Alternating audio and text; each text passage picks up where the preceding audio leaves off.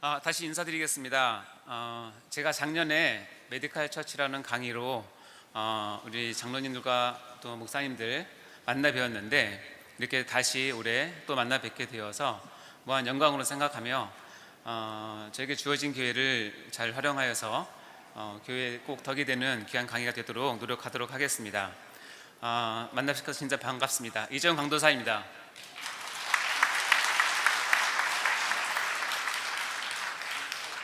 네, 먼저 제 소개를 드리는 것이 예인 것 같아서 잠시 말씀드리겠습니다. 저는 연세대학교 의과대학을 졸업을 했고 내과 전문의입니다. 그리고 소화기 내과를 전공했고 특별히 위하고 대장 내시경 전공을 했고요.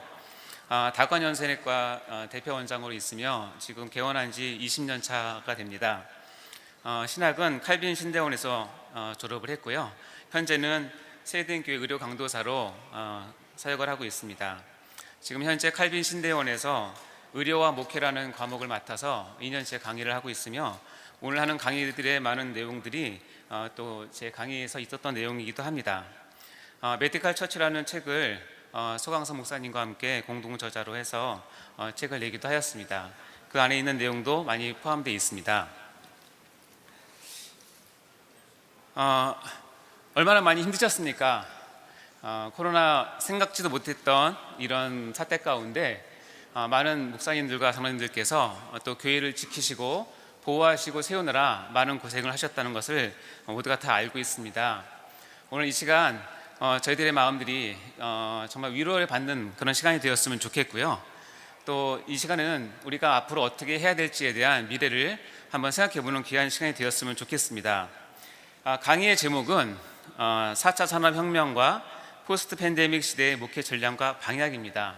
하지만 제가 이것을 다 할 수는 없고요.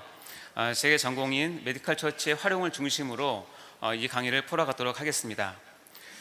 그렇다면 오늘 강의의 주제는 무엇인가 생각을 해보다가 에베소서 5장 15, 16절 말씀을 주셨는데 이 말씀이 곧 오늘 강의의 주제가 되겠습니다.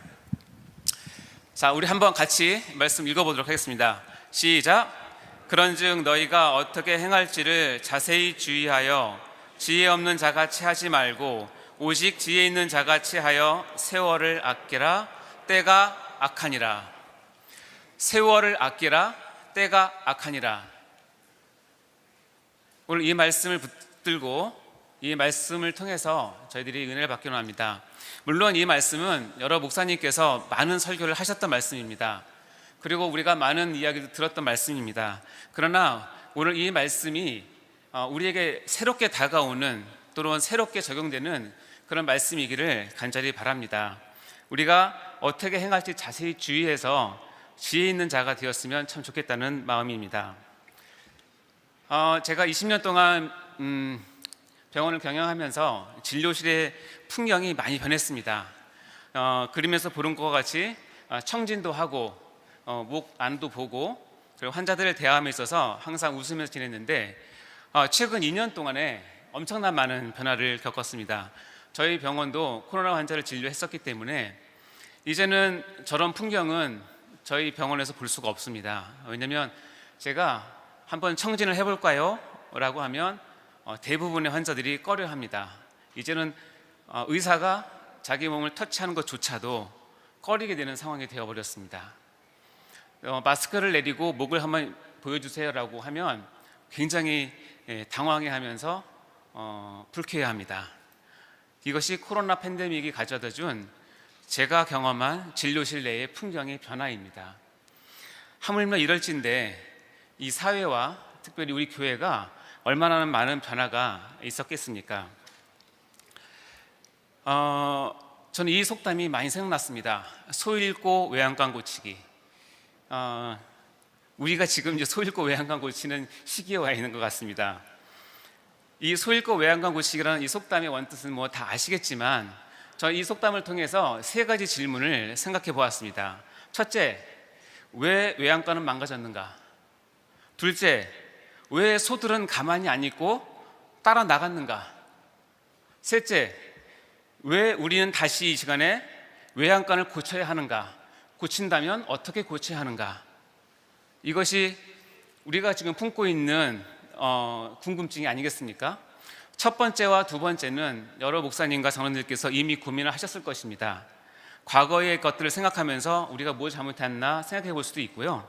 또 성도들을 목양하면서 왜 우리 성도들이 그렇게 힘들어하나를 생각하셨을 것입니다. 그러나 이 시간 강의는 이 세 번째 질문, 왜 다시 외양간을 고쳐야 하는가에 대한 질문을 던지면서 하고자 합니다. 답은 간단합니다. 외양간을 다시 고쳐야 합니다. 왜냐하면 팬데믹 또 올 수 있습니다.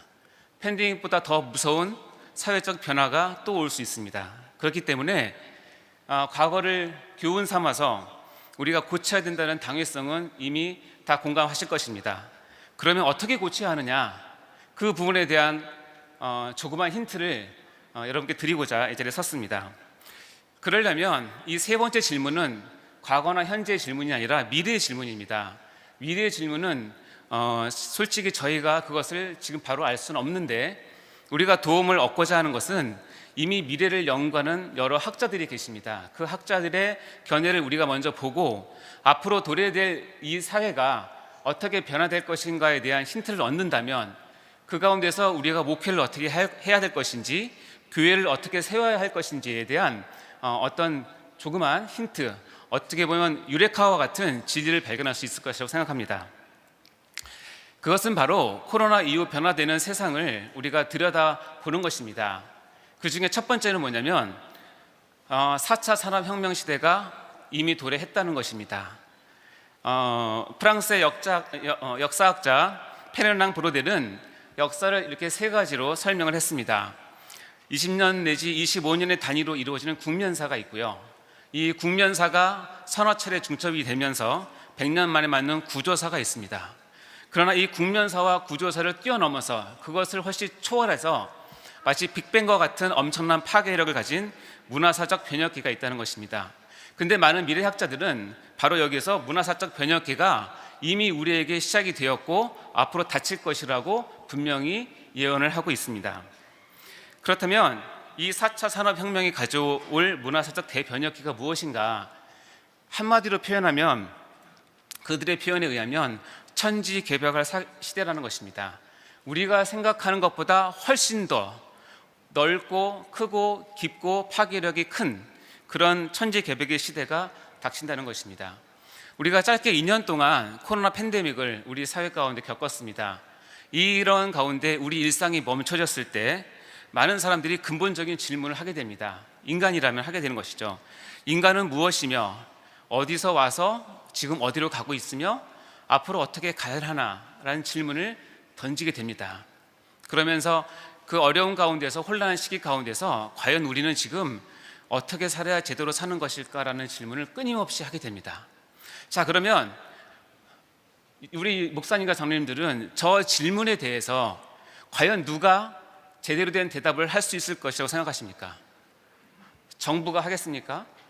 사회단체가 하겠습니까? 어느 누가 하겠습니까?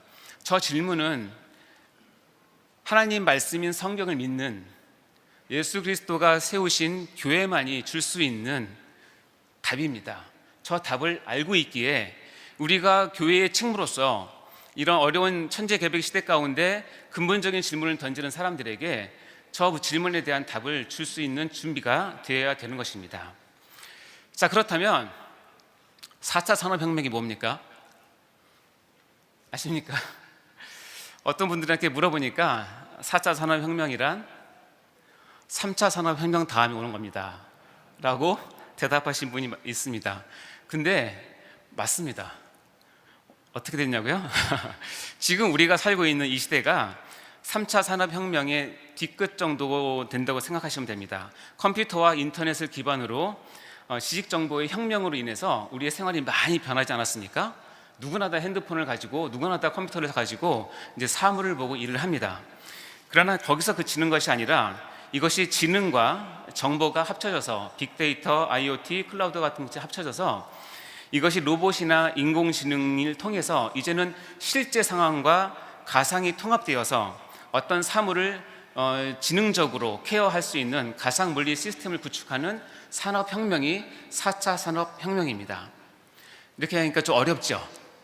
그렇다면 4차 산업혁명을 이해하는 한 단어를 이해하시면 가장 이해하기 편한데 그것은 바로 AI라는 단어입니다. 인공지능이죠. Artificial Intelligence입니다. 죄송합니다. 이 AI를 이해하는 것이 곧 4차 산업혁명을 이해하는 것과 거의 진배가 없습니다. 이유는 뭐냐면 급속한 과학기술 발전이 결국은 AI를 통해서 이루어지는데 이 AI가 우리가 상상했던 것보다 훨씬 더 많은 사회 변혁을 일으키기 때문입니다. 혹시 기억하십니까? 저는 개인적으로 AI를 처음 접했을 때의 사건이 바로 이 사건입니다. 여러분 다 기억하실지 모르겠는데 2016년이죠. 세계 최고의 바둑 천재 이세돌과 알파고라고 하는 그 컴퓨터에 수십만 개의 기보를 넣어서 빅데이터를 넣어서 이 둘이 바둑 대결을 했죠. 결과를 혹시 아십니까? 이 바둑전에는 모든 전문가들이 그래도 인간이 컴퓨터에 질 수 없다는 것이 대체적인 견해였습니다. 그러나 아쉽게도 4대1로 이세돌 기사가 패했죠. 그러면서 AI가 무엇인가에 대한 충격적인 그런 그 시그널을 받았던 기억이 나는데 저는 여기서 이 AI가 약점이 있는데 바로 이세돌이 한 번 이긴 1승입니다. 그 1승은 뭐냐면 이 알파고에 저장되어 있지 않는 데이터를 통해서 이세돌이 그 전략을 통해서 AI가 반응할 수 없는 전략을 썼을 때 그 1승을 거뒀다는 것이죠. 그래서 이때만 해도 AI는 한계가 있다라고 얘기했습니다. 왜냐하면 인간이 데이터를 넣어줘야 활동을 하는 것이 AI였기 때문입니다. 그러나 이 정도 가지고는 AI가 4차 산업혁명을 이끌 수는 없겠죠. 그러나 이제 이것을 이끌 수 있는 그 시발점이 보여지는데 그것은 바로 미국의 미래학자 레이 커즈와일이 특이점이 온다라고 하는 그의 책에서 이렇게 썼습니다. 기술이 인간을 초월하는 순간, 그때가 바로 놀랄만한 사건을 가져온 특이한 사건인데 이것이 되었을 때 진짜 4차 산업혁명이 일어난다라고 이야기한 것입니다. 이것은 뭐냐면 인간에게 학습받은 모든 인공지능이 모든 영역에서 인간의 능력을 능가하는 그것을 싱귤레러티, 특이점이라고 얘기했고 그 변곡점을 넘어서면 우리가 상상을 초월한 세계가 열린다는 것입니다. 그것이 바로 미래학자들이 예측하는 것은 2045년을 기점으로 특이점으로 인한 천지개벽 시대가 올 것이다라고 이야기를 합니다. 옆에 있는 신문 기사가 제목이 보이신지 모르겠지만 2045년이 되면 인간은 죽지 않는다. 좀 과장된 표현이긴 합니다. 그러나 이 AI가 의학과 접목을 해서 현재는 한 인간의 유전체 지도, 즉 게놈을 다 매핑하는데 대략 1년의 시간이 걸린다고 합니다. 그러나 이때가 되면 피 한 방울, 머리카락 하나만 가지고도 수분 내에 그 사람의 염색체 지도를 전부 다 스캐닝할 수 있고 거기서 얻는 정보가 무엇이냐면 당신은 언제 고혈압이나 당뇨가 걸릴 위험이 있습니다. 어떤 암이 어떻게 몇 세 때 올 가능성이 있습니다. 당신의 유전자의 취약 부분은 이것입니다라고 다 보여주는 것이죠. 그렇다면 의사는 그 정보를 받아서 거기에 예방적인 치료를 함으로써 인간의 수명을 늘린다는 것입니다. 지금 우리 인간의 수명이 70, 80세라면 2045년이 되어서 AI가 이 메디컬적인 부분과 접합이 됐을 경우에는 최소 120년 내지 120년 내지 150년을 살 수 있을 것이라고 예상을 하고 있는 것이죠. 그러니까 여기 계신 목사 장로 우리 사랑하는 존경하는 분들은 2045년까지 잘 버티셨다가 이 혜택을 꼭 받으시기 바랍니다. 그래서 더 많이 사역을 하시고요. 근데 제 생각은 여기서 멈추지 않습니다. 과연 의학적인 부분만 AI가 있을까요? 아마 제 생각에는 2045년이 되면 AI 설교자 또는 AI 담임 목사가 있지 않을까요? 이번 절기에는 그 AI의 수백만 개, 수억 개의 설교를 다 모아서 우리 교회에 가장 적합한 설교, 우리 성도들의 재정 상황, 감정 상황, 또 여러 가지 사역 상황을 종합을 해서 가장 적합한 설교를 AI가 뽑아내서 그것을 베푼다면, 설교를 한다면 얼마나 많은 교인들이 거기에 공감을 하겠습니까? 이런 것들도 우리가 상상해 보이지 않을까요? 그렇기 때문에 AI로 인해서 특이점을 넘어선 순간 우리가 상상할 수 있는 것들을, 이상의 것들이 우리에게 펼쳐질 가능성이 많습니다. 그것이 가능하게 된 이유는 다음과 같습니다. 2045년이 되면 양자 컴퓨터 시대가 열리기 때문입니다. 이 양자 컴퓨터는 무엇이냐면 현재 우리가 갖고 있는 최고의 컴퓨터, 슈퍼컴퓨터가 1만 년 이상 걸릴 계산을 단 3분 만에 처리할 수 있는 컴퓨터입니다. 그런데 이것이 10년 이내가 되면, 이상이 되면 이제 상용화 될 것이라고 예측을 하고 있습니다. 이것은 단순히 우리가 교육하고 정보를 입력해서 얻는 것과는 전혀 다르고, 이제는 AI가 스스로 판단을 하고 스스로 창조적인 행동을 하고 또 스스로 결정을 하고 적용을 해서 우리 인류 사회를 좌지우지할 수 있는 위치에 간다는 것이죠. 그렇기 때문에 4차 산업혁명이 우리에게 큰 혜택을 줄 수도 있고, 하지만 우리가 반드시 알아야 될 것은 이로 인해서 발생되는 부작용은 우리가 간과해서는 안 된다는 것입니다. 이유는 한 가지입니다. AI는 인간의 흉내를 낼 뿐이지 인간이 아니기 때문입니다. 인격이 없습니다. 하나님의 형상을 입은 것이 아닙니다. 그렇기 때문에 AI가 가져오는 이 4차 산업혁명의 부작용은 우리가 반드시 알아야 하고, 그런 상황이 되었을 때 우리는 과연 목회자로서 어떤 일을 해야 되는가에 대한 부분들을 시간 나누고자 합니다. 그래서 4차 산업혁명의 부작용일 수도 있고 그것이 좋은 현상일 수도 있지만, 다가올 시대의 현상들을 보면 다음 세 가지로 요약을 할 수 있습니다. 이것은 저희가 하는 것이 아니라 미래학자들이 이렇게 예측을 한 것이죠. 가장 첫 번째는 뭐냐면 생명 경시 현상이 나타난다는 것입니다. 금방 말씀드린 것처럼 AI는 인간이 아니기 때문에, 그러나 인간을 초월하는 능력이 있기 때문에 AI 기술이 인간의 죄성과 결합하면 파괴적인 도구로 사용될 수 있고, AI에게도 기계이기 때문에 오작동이 났을 경우에 인간을 파괴하는, 인간을 공격하는, 생명을 경시하는 것들이 더욱더 많아질 수 있겠죠. 이런 것들을 배경으로 나타난 영화 여러분 다 보셨겠지만, 예전에 영화 터미네이터와 같은 영화가 인류 종말이 이런 우리를 능가하는 AI로 인해서 인류가 종말을 가져올 수 있다는 배경을 가지고 만든 영화가 아니겠습니까? 다음에 나타나는 심각한 부작용은 양극화와 탈종교화입니다.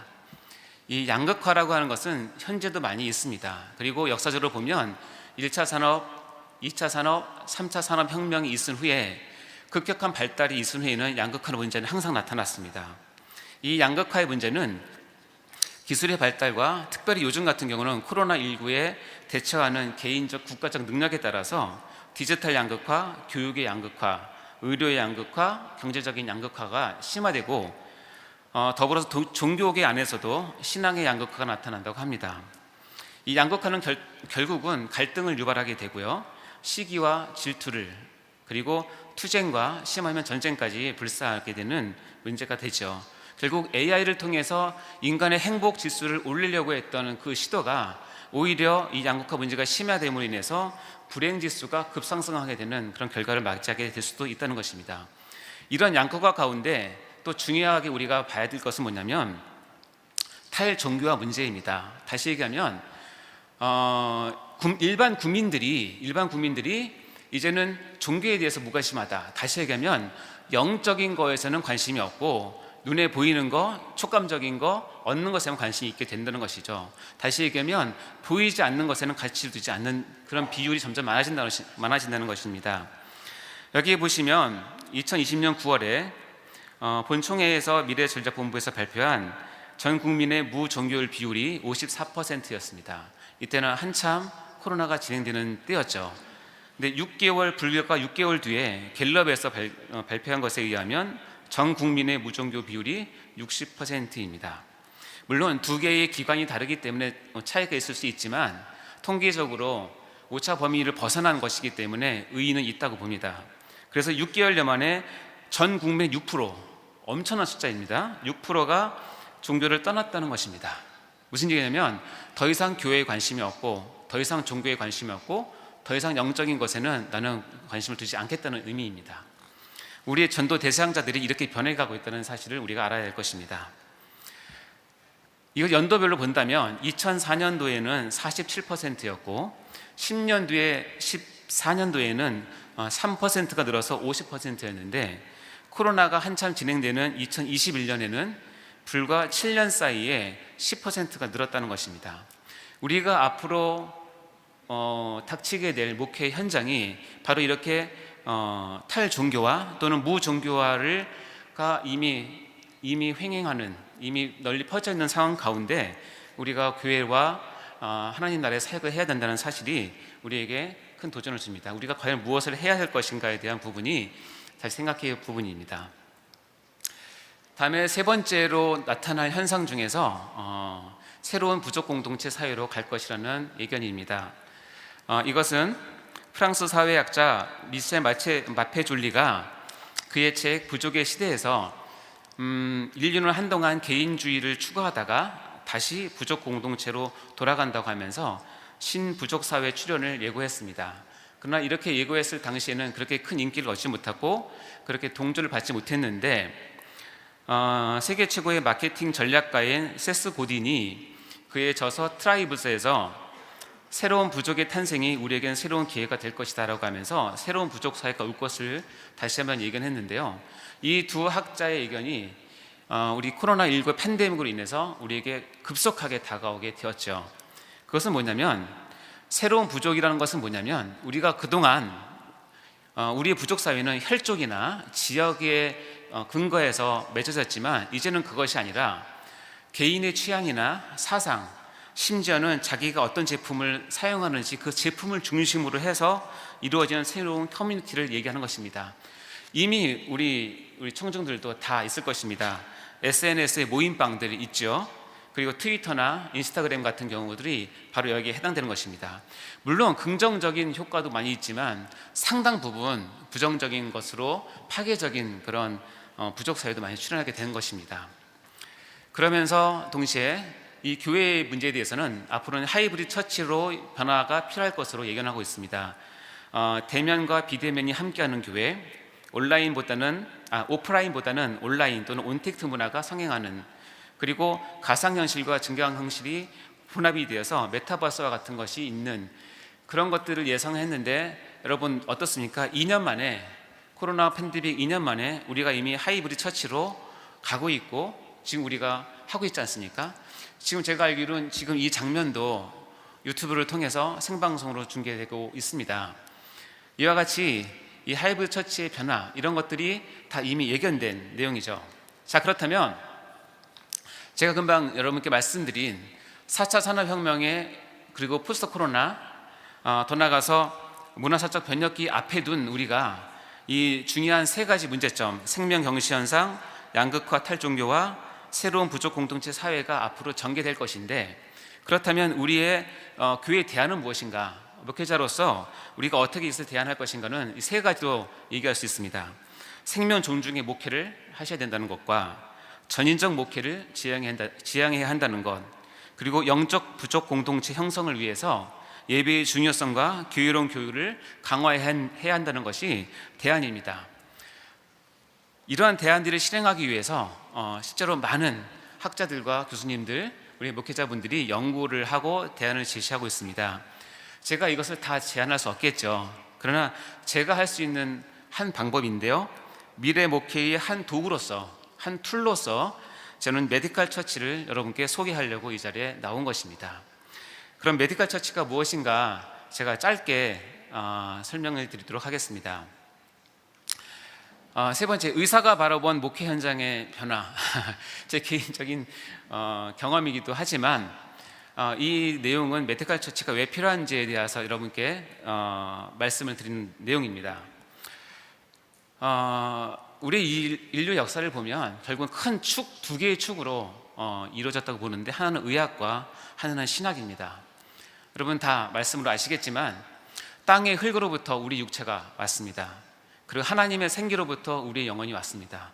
이 육체와 영혼이 하나가 되었을 때 그 사람은 살아있는 생명, 리빙 소리 되었고, 그것이 첫 아담이었죠. 이 아담은, 첫 번째 아담은 온전한 육체를 갖고 있기 때문에 온전한 건강을 유지하였고 의학이 필요 없는 상태였습니다. 마찬가지로 첫 번째 아담은 온전한 영혼이 샬롬 상태에 있기 때문에 신학이 필요 없는 상태였습니다. 그러나 여러분 다 아시겠지만 죄로 인해서 이 육체와 영혼이 갈기갈기 찢어지게 되었습니다. 그러니까 우리의 육체의 원래 기능이 상실한 것이죠. 의학이 갖고 있던 기능이 원래 내재되어 있었는데 그것이 상실되면서 질병과 노화를 맞이하게 되고 결국 죽어가는 존재로 전락하게 된 것입니다. 그래서 하나님께 주신 것이 뭐냐면 의학입니다. 의학이 필요하게 된 것이죠. 마찬가지로 우리의 영혼도 하나님과의 관계가 단절되고 깨졌죠. 그래서 이제는 우리가 하나님을 찾아가는 몸부림이 필요하게 되었고 신학이 필요하게 된 것입니다. 그래서 우리 인류는 한 사람을 온전하게 하기 위해서 의학이 필요하고 신약이 필요하다는 것입니다. 너무나 감사한 것은 의학은 하나님께서 일반 은총의 영역에서 우리에게 지혜를 주시고 이성을 주시고 과학을 주셔서 수천 년의 기간 동안에 엄청난 발전을 했습니다. 여기 계신 모든 분들이 이 일반 은총인 의학의 혜택을 입고 이 자리에 계신 것으로 저는 알고 있습니다. 그렇죠? 네, 그렇습니다. 병원 안 가시는 분 없으시죠? 네, 바로 이 의학이 바로 우리의 몸을 지탱해주는 일반 은총의 하나님의 선물입니다. 마찬가지로 신학도 죄로 깨어진 그 자리, 다시 말하면 하나님의 빈자리를 공허함을 채우기 위해서 하나님께서 특별히 구원과 관계된 특별 은총의 영역에서 학문으로 우리에게 신학을 주셨습니다. 그래서 우리의 신학함이 결국 뭐냐면 하나님을 정말 제대로 알고 섬기기 위한 것이 아니겠습니까? 결국 한 사람이 온전한 사랑으로 성장하기 위해서는 의학과 신학이 필요한 것이 성경적인 사실입니다. 그렇다면 이 땅에서 온전한 삶을 위해서는 의학과 신학이 다 필요한데요, 예수님께서 이 땅에 오셔서 우리를 위해서 죽으심으로 육체와 영혼이 온전하게 구원을 받게 됩니다. 그래서 이 육체를 위해서는 의학이, 그리고 영혼을 위해서는 신학이 예수 그리스도 안에서 다시 하나가 되는 것이고, 이 하나가 되었을 때 우리에게 주어진 것은 영생이며 제2의 생명나무이신 예수를 붙잡는 그런 귀한 은혜를 맛보게 되는 것입니다.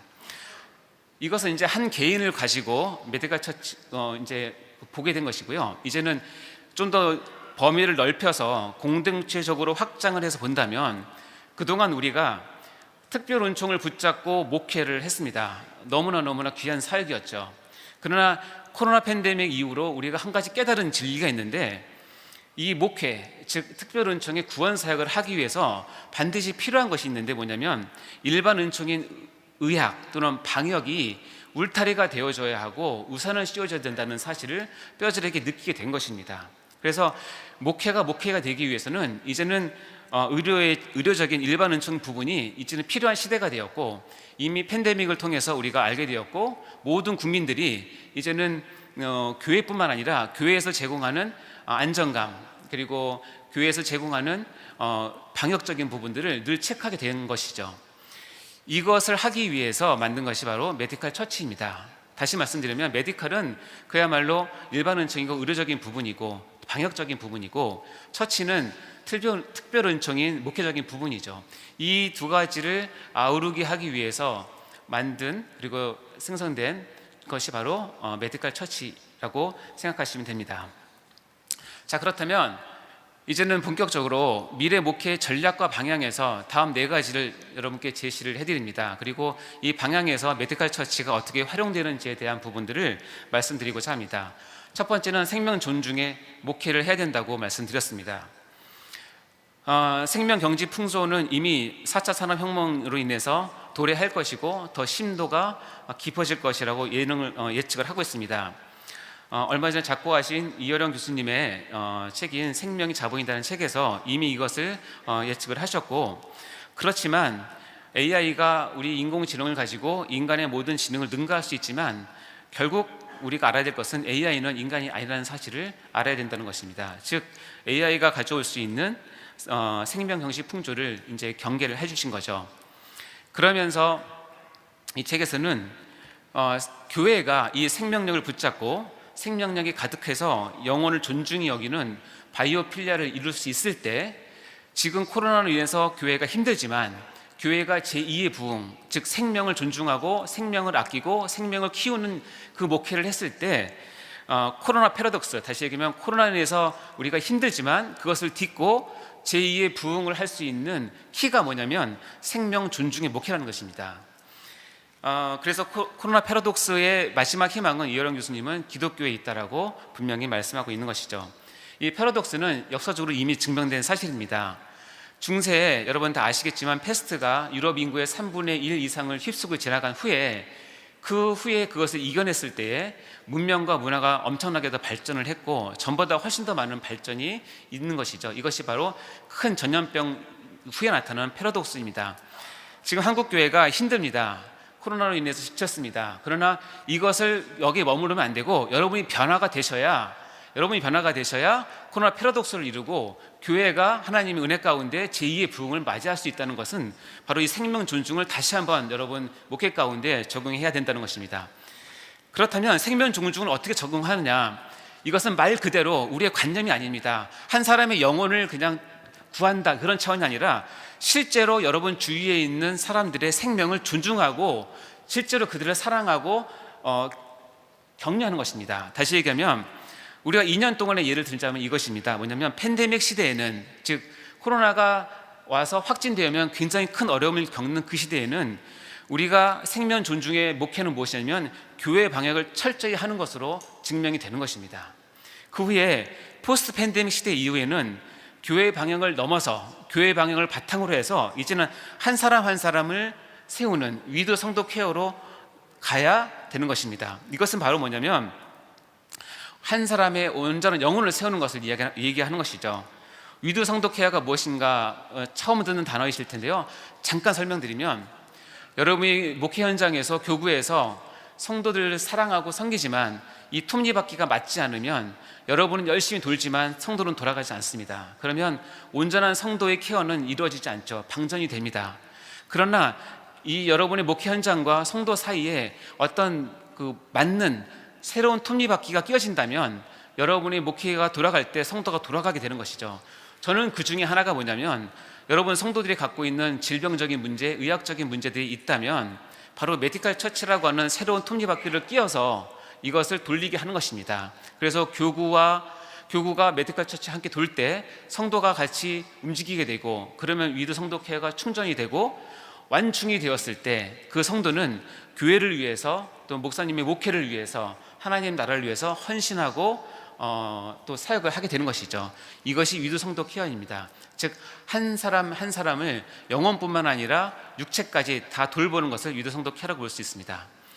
그래서 메디컬 처치의 사역 가운데 1기가 교회 방역이라면 2기 사역은 위드 성도 케어라고 볼 수 있습니다. 잠깐 영상을 볼 텐데요. 이 영상을 통해서 2년 동안 있었던 메디컬 처치의 이 두 가지의 역사를 보도록 하겠습니다. 주십시오. 코로나19 팬데믹의 상황이 이제 3년째로 접어들고 있는 가운데 우리 세해된 교회는 이런 위기의 시대를 헤쳐나갈 하나님의 지혜로운 선물이자 담임 목사님의 창의적 리더십의 결과인 메디컬 처치를 통해 그동안 안전한 예배를 드리며 교회의 본질을 잘 지켜갈 수 있었습니다. 메디컬 처치는 파라볼라노이 정신을 근간으로 합니다. 초대교회 시대의 전염병 상황에서도 병든 이웃들을 돌보며 하나님 사랑과 이웃 사랑의 실천을 통하여 복음을 전했던 신앙 선배들의 정신을 본받는 것입니다. 의료봉사위원회에서 시작된 메디컬 처치는 2020년 2월 코로나 사태가 발생하자 담임 목사님의 지시로 예배당 1층에 코로나19 예방 상담소를 개설하며 본격적인 교회 방역과 예방 사역을 시작했습니다. 그 후 메디컬 처치는 2020년 7월 가온착복식, 11월에는 메디컬 처치 센터를 개소하며 파라볼라노이 정신으로 세계 최초 메디컬 처치라는 새로운 사역의 길을 열어왔습니다.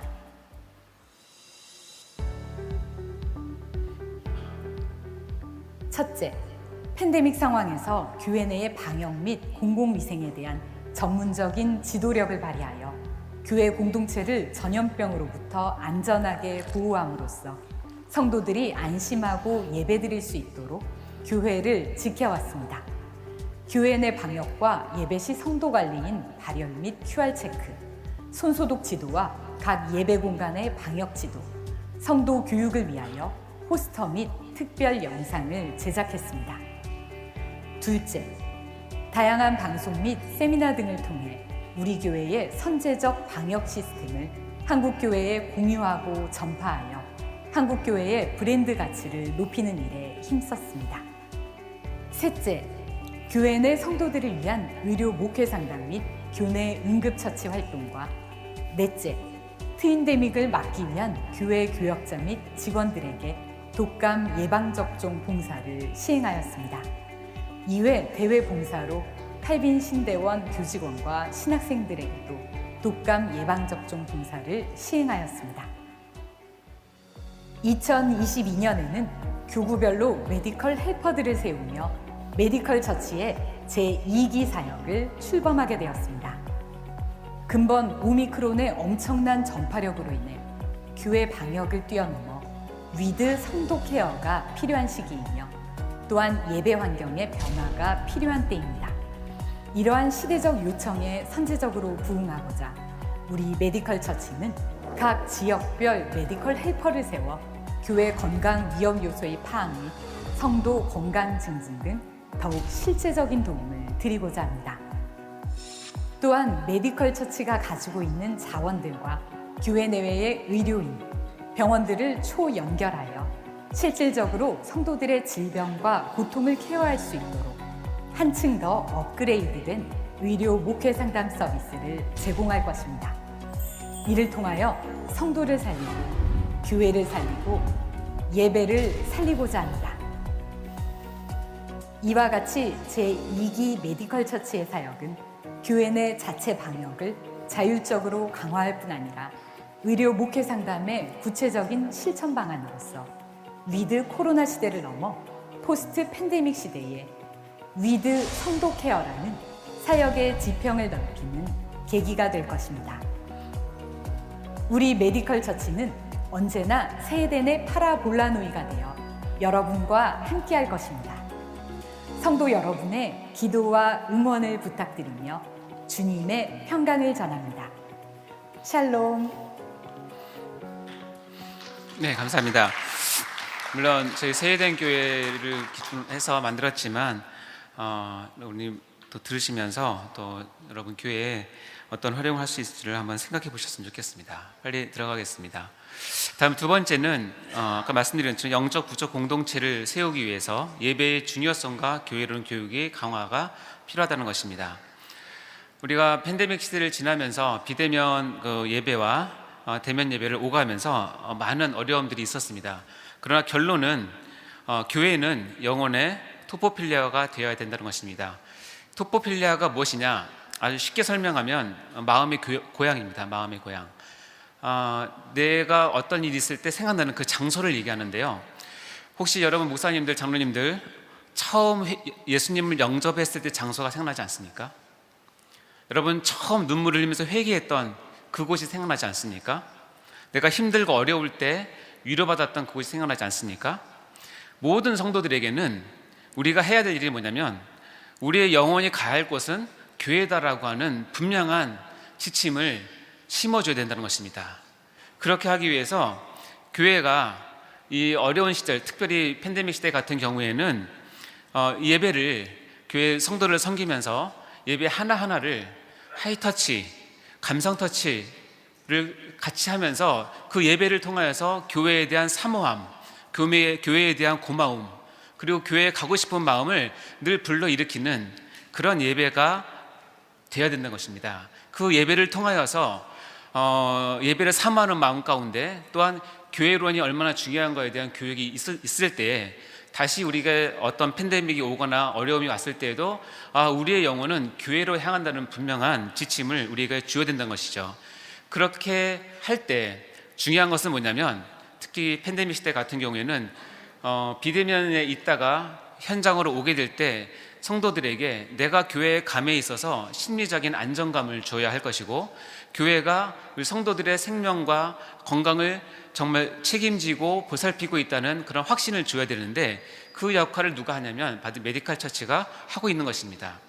저는 역사를 공부하면서 잠깐 봤는데 이 칼빈 시대에도 하이브리드 처치가 있었다는 것을 발견했습니다. 무슨 얘기냐면 페스트가 유행하던 그 시기에 제네바시에서는 칼빈을 중심으로 해서 시 외곽에 구빈원을 세우고 그곳에 환자들을 따로 격리해서 치료를 하였고요. 다음에 자기 성도들 중에서 페스트에 걸린 분들은 교회 예배에 참석하는 것을 막고 집에 머물게 하는 그런 쿼런틴 시스템, 격리 시스템을 가동을 했죠. 그래서 목사님들이 가서 신방을 하고 그들을 위로하고 격려하고 소망을 주면서 목회 사역을 감당하는, 그래서 목회도 성공했지만 그로 인해서 종교개혁을 이끌 수 있는 큰 힘을 이 제네바시에서 얻었죠. 이런 구빈원과 쿼런틴 같은 경우가 바로 그 시대의 하이브리드 처치가 아니겠습니까? 지금도 그런 지혜, 다시 얘기하면 메디컬 처치를 통하여서 모든 성도들이 이제는 우리가 안심하고 교회에 올 수 있는 그런 심리적인 안정감을 줄 수 있는 그것이 메디컬 처치의 활용도라고 생각합니다. 다음은 전인적인 목회를 우리가 지향해야 할 것입니다. 아까 잠깐 그림에서 봤지만 우리 인간뿐만 아니라 우리 공동체도 이제는 일반은총, 특별은총을 통해서 의료와 목회가 다 필요한 그런 시대인데요. 이 영혼과 그다음에 육체, 마음과 정신을 포함해서 의료와 목회의 하이브리드가 얼마나 필요한지에 대한 부분을 CTS 뉴스에서 나온 저희가 이제 파라볼라노이 에이드라고 하는 그런 사업을 했었는데 그것을 취재한 영상입니다. 제가 말로 설명하는 것보다 이 뉴스를 보시면 아마 감이 오실 거라고 생각합니다. 뉴스 틀어주세요.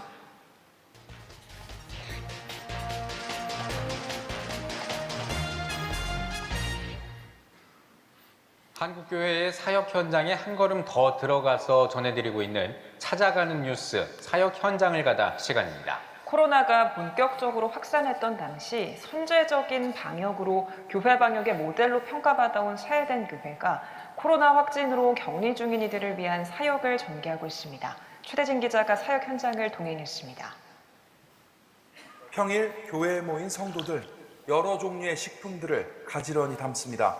한켠에서는 한자 한자 정성스럽게 손편지도 씁니다. 이들은 세해된 교회 3, 4교구 성도들, 최근 코로나 확진자가 급증하며 격리 중인 교회 성도들과 그 가족들을 위해 교역자들과 성도들이 직접 밀키트 상자를 포장해 전달하고 있습니다. 작은 정성이지만 저희들이 이렇게 그분들에게 필요한 것들이 꼭 필요한 것들이 무엇일까 기도하면서 정성스럽게 이렇게 준비하게 되었습니다. 성도들이 코로나 확진으로 그런 소식을 전할 때 저희가 많이 안타까웠거든요. 그래서 저희가 그 성도들에게 어떻게 우리가 마음을 위로할까 그런 생각을 하다가 저희가 밀키트를 제작하게 됐어요. 밀키트 상자에는 간편식을 비롯해 과자, 견과류, 과일, 영양간식 등 다양한 식품들을 담았습니다. 특히 세해된 교회가 코로나 확산 초기부터 운영해온 메디컬 처치에서 마련한 마스크, 해열제, 각종 가정상비약과 진단키트 등도 상자에 넣었습니다. 저희 세해된 교회에서는 자가격리나 또 확진되신 분들이 있을 때에 여러 물품 보내지만 특히 저희 메디컬 처치에서는 가정상비약, 그다음에 마스크, 진단키트를 보내드리고 있습니다. 특별히 진단키트는 본인뿐만 아니라 주위에 있는 분들을 신속하게 먼저 검사를 해보도록 유도하고 있습니다. 밀키트와 꽃다발을 전달하기에 앞서 교역자들과 성도들은 격리 중인 성도들과 지역 주민들의 쾌유를 바라며 함께 기도합니다. 우리 세해된 교회와 담임 목사님, 교구의 식구들이 우리 확진된 성도 본인과 가족들을 위해서 매일매일 중보기도 하고 있습니다. 하나님의 은혜로 꼭 회복하시기를 간절히 기도하겠습니다. 확진되어서 괴로워하는 우리 성도님들 어서 빨리 회복되어서 우리 교회에서 만났으면 너무 좋을 것 같아요. 여러분 힘내세요. 저희가 기도하고 있습니다. 격리 중인 성도들 집 앞에 밀키트와 꽃다발을 두고 돌아와 영상통화로 안부를 묻습니다. 정성스럽게 마련한 밀키트를 받은 성도들은 큰 감동을 받았다며 감사 인사를 전합니다. 회복이 잘 될 것 같고요. 모두님께 감사드립니다. 해주셔서 감사합니다. 네. 소강석 목사는 비대면 영상 메시지를 통해 격리 중인 이들을 격려하고 위로했습니다. 사랑하는 성도님, 확진 받으셨을 때, 격리 조치를 받으셨을 때 얼마나 황당하고 겁이 나셨습니까? 하나님은 여러분의 마음을 만져주시고 또 눈물을 닦아주시며 코로나도 반드시 치유해 주실 것입니다. 저와 우리 교회 성도들 모두가 여러분을 위해 기도하고 있습니다. 세덴 교회는 코로나19 확진으로 격리 중인 성도들과 지역 주민들을 위한 더 많은 나눔과 섬김을 전개해 나갈 계획입니다. 특별히 저희 메디컬 처치에서 그런 분들을 위해서 또 기도하고 있고 실질적인 도움을 주고자 노력하고 있으니까 꼭 힘내셔서 쾌유하시기 바랍니다. 그 교구에서 저랑 친한 집사님도 지금 확진이 이렇게 되셔서 힘들어하고 계신데 이 밀키트 받으시고 또 지친 몸도 마음도 빨리 회복하셔서 또 이렇게 성전에서 기쁜 모습으로 배웠으면 좋겠습니다. 지금 혼자서 격리돼가지고 이렇게 따뜻한 봄날에 집에 계실 집사님 생각하니까 너무 마음이 안타까워요. 우리 집사님 힘내시라고 또 편지 받아보시고 한번 활짝 웃으시라고 그런 마음으로 편지 썼습니다. 집사님 화이팅! CTS 뉴스 최대진입니다. 네, 감사합니다. 이와 같이 우리가 영혼을 돌보고 또 육체, 특히 마음의 위로와 감동을 주는 그런 전인적인 목회가 앞으로 시대에 꼭 필요할 것입니다. 자, 마지막으로 한국교회 연합의 중요성입니다. 위에 세 가지를 아우르는 중요한 내용이기도 하고 이 미래의 목회를 잘 하기 위한 디딤목이자 또 보호하는 우상과 같은 것이 한국교회 연합의 중요성입니다. 전염병과 팬데믹 상황에서 특별히 사회와 교회의 상관성이 이렇게 이제 진행이 되는데요. 여러분 다 아시겠지만 교회와 사회에 엄청난 변화가 생기게 되면 국가와 교회의 관계, 사회와 교회의 관계들이 여러 가지로 재고가 됩니다. 특별히 팬데믹 등 위기 시기에는 국가의 권력이 더 강화되는 것은 사실이고요. 그러다 보니까 정부와 교회와의 갈등이 유발되고 뿐만 아니라 교회 내부의 갈등도 유발되었습니다. 다 아시겠지만 코로나 팬데믹 초기에는 영상 예배 또는 비대면 예배로 인해서 현장 예배의 강행파도 있었고 또는 하이브리드 처치파도 있었고 또 여러 가지 이유로 예배를 포기하는 분들도 계셨습니다. 어쨌든 이 교회 내부의 갈등도 봉합되기는 쉽지 않은 부분이었습니다. 그러나 이런 와중에서도 우리가 놓칠 수 없는 두 축이 있는데 바로 하나님 사랑과 이웃 사랑을 동시에 이루어내야 한다는 것이죠. 뿐만 아니라 교회의 사회적 책임이 이미 사회에서 우리 교회를 바라보는 눈이 다르다는 것, 그리고 팬데믹 상황에서는 이 사회적 책임을 교회에게 요구한다는 것이 드러난 일입니다.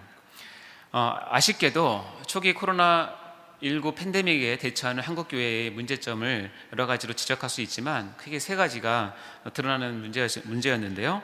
첫 번째, 지역교회의 목회자들과 교회 지도자들이 전염병과 방역에 대한 인식 부족이 심각했습니다.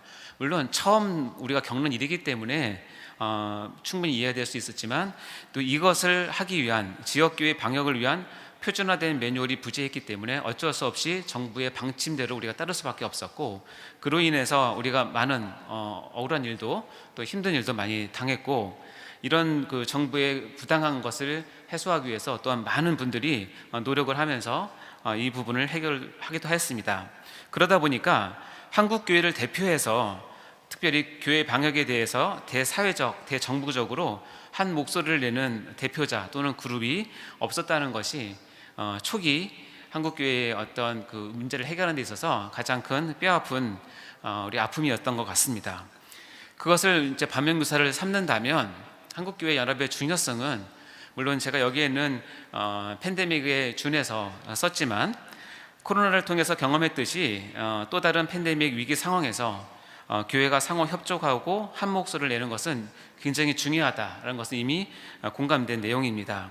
뿐만 아니라 앞으로를 대비해서 한국교회의 위기가 올 때 또 예방하기 위해서 매뉴얼이 필요한데 우리가 그동안 해왔던 2년간의 자료를 잘 모아서 교회 방역 및 예배 수호를 위한 매뉴얼을 준비한다면 또다시 올지 모르는 팬데믹, 그 외에 또 4차 산업혁명으로 인해서 나타나는 여러 가지 부작용들을 대처하는 데 아마 큰 힘이 되고 이것을 한국교회가 연합을 해서 하나가 된다면 그동안 우리가 치루어왔던 많은 그 손해들을 회복하면서 우리가 정말 그 사회적으로 또 국가적으로 정말 인정받는 그런 기독교가 되고 이것이 복음 전파에 큰 힘이 되었으면 좋겠습니다. 자, 마지막입니다. 핵심 메시지 정리를 해보겠습니다. 포스트 팬데믹 이후 4차 산업혁명 시대를 앞둔 이 시기에 우리는 교회를 맡은 사역자로서 지혜 있는 자같이 세월을 아껴야 합니다.